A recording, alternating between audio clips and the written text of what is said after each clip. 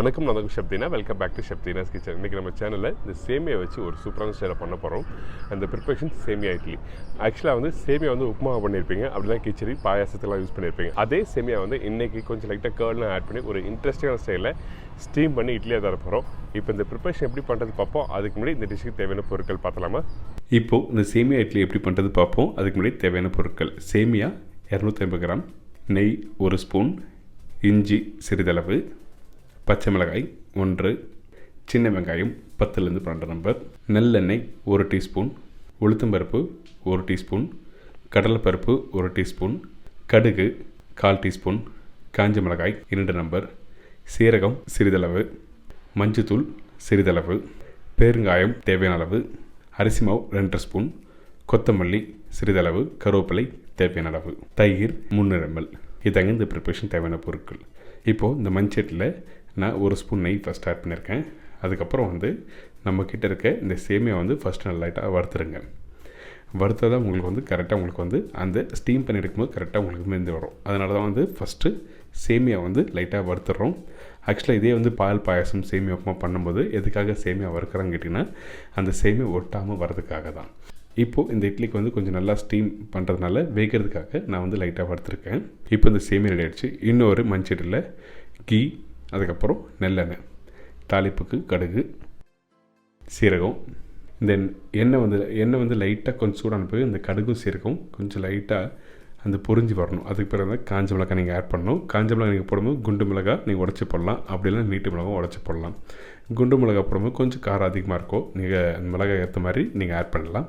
அதுக்கப்புறம் பொடிசாக கட் பண்ணி வச்சுருக்கேன் இந்த இஞ்சி ரொம்ப ரொம்ப இம்பார்ட்டன்ட். கொஞ்சம் பெருசாக நீங்கள் கட் பண்ணி போடணும், உங்களுக்கு சாப்பிடும்போது பல்ல படும். அதனால தான் வந்து நல்லா ஃபைன் சாப் பண்ணி போடணும்னு சொல்கிறேன். இதுக்கப்புறம் கடலைப்பருப்பு 1 ஸ்பூன், உளுத்தம்பருப்பு 1 ஸ்பூன். இது ரெண்டுத்தையும் போட்ட பிறகு ஸ்லோ ஃப்ளேமில் நல்லா வறுத்துருங்க. ஹை ஃப்ளேம் வச்சு வறுக்க வேண்டாம். ஏன்னா அந்த கடலைப்பருப்பு உளுத்தம்பருப்பு எந்த அளவுக்கு ஸ்லோ ஃப்ளேம் வச்சு வறுக்குறீங்களோ சாப்பிடும்போது உங்களுக்கு வந்து அந்த க்ரன்ச்சியாக இருக்கும். அதனால தான் உங்களுக்கு வந்து ஸ்லோ ஃப்ளேம் வச்சு வறுக்கணும்னு சொல்கிறேன்.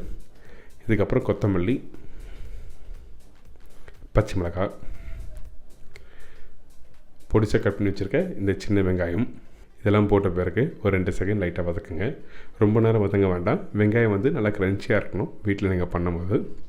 ஏன்னா நம்ம ஸ்டீம் பண்ண போகிறோம், அதனால் வந்து இந்த வெங்காயம் ரொம்ப நேரம் வதங்க வேண்டாம். இதுக்கப்புறம் கொஞ்சம் கருவேப்பிலை,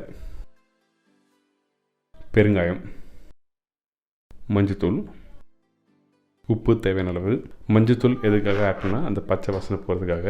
அது மட்டும் இல்லாமல் அந்த பெருங்காயம் நீங்கள் போட்டு மிக்ஸ் பண்ணும்போது தயிர் எல்லாமே சேர்த்து சாப்பிட்றோம் பார்த்தீங்களா, அந்த டைமில் ஹெவியாக இருக்கும். ஸோ அந்த டைமில் டைஜஷன் இந்த ப்ராப்ளம் வராமல் இருக்கிறதுக்காக தான் பெருங்காயம் இதில் ஆட் பண்ணுறோம். இப்போ இதெல்லாம் போட்டு மிக்ஸ் பண்ணி முடித்த பிறகு நம்ம வறுத்த இந்த சேமியாவை இதில் மிக்ஸ் பண்ணுறோம்.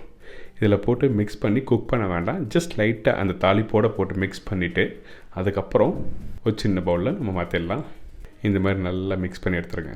குக் பண்ணக்கூடாது, இதில் தண்ணியை ஆட் பண்ணக்கூடாது. இப்போது நம்ம ஒரு சின்ன பவுலில் மாற்றிருக்கோம். இதுக்கப்புறம் அந்த அரிசி மாவு, இந்த அரிசி மாவு எதுக்காக ஆட் பண்ணுங்கன்னா, ஏன்னா இது ஸ்டீம் பண்ண போகிறதுனால இந்த அரிசி மாவு பைண்டிங்காக, அதாவது அந்த சேமியா தயிர் இதெல்லாம் சேர்க்கறதுக்காக அந்த அரிசி மாவு ஆட் பண்ணுறோம். அதுக்கப்புறம் இந்த தயிர் புளிப்புத்தன்மை இருந்தால் தான் வந்து சாப்பிடும்போது நல்லாயிருக்கும். அதனால தான் புளிப்புத்தன்மைக்கு தேவையான அளவுக்கு நம்ம தயிர் ஆட் பண்ணியிருக்கோம். இதெல்லாம் மிக்ஸ் பண்ணி முடித்த பிறகு ஒரு 5 to 10 minutes விட்டால் போதும். இந்த மாதிரி பேட்டர் கரெக்டாக இருக்கணும். அதே டைமில் நீங்கள் தண்ணி ஆட் பண்ண வேண்டியதில்லை. அப்படி இன்கேஸ் உங்களுக்கு கெட்டியாக ஆகிடுச்சுன்னா 2 டேபிள் ஸ்பூன் அளவுக்கு நீங்கள் தண்ணி ஆட் பண்ணலாம்.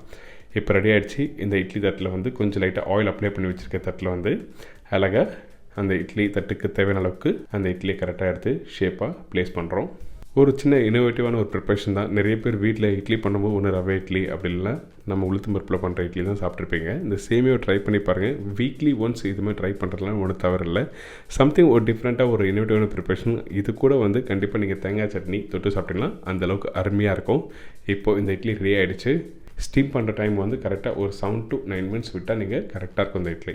இப்போ ரெடியான இட்லியை உடனே வந்து ஸ்பூன் வச்சு நீங்கள் எடுக்க வேண்டாம். கொஞ்சம் லைட்டாக சூடு ஆறின பேருக்கு எடுத்திங்கன்னா அந்த இட்லி உடையாமல் நல்லா வரும். ஒரு அருமையான இன்றைக்கி சூப்பர் ஸ்டைலில் உங்களுக்கு ஒரு இட்லி கொடுத்துருக்கேன். கண்டிப்பாக நீங்கள் வீட்டில் ட்ரை பண்ணி பாருங்கள் இந்த சேமியா இட்லி. ஏன்னாங்க இந்த சேமியா இட்லி எப்படி பண்ணுறது எல்லாருக்கும் ஈஸியாக தெரிஞ்சிருக்கும். கண்டிப்பாக வீட்டில் ட்ரை பண்ணிப்போம். வாரத்தில் ஒரு நாள் சம்திங் ஒரு டிஃப்ரெண்ட்டாக இனோவேட்டிவாக நம்ம ட்ரை பண்ணி பார்த்தீங்கன்னா வீட்டில் இருக்கவங்க சந்தோஷமாக சாப்பிடுவாங்க. இதே மாதிரி நாளைக்கு இன்னொரு சூப்பரான ரெசிபி சந்திக்கிறேன். பாய்.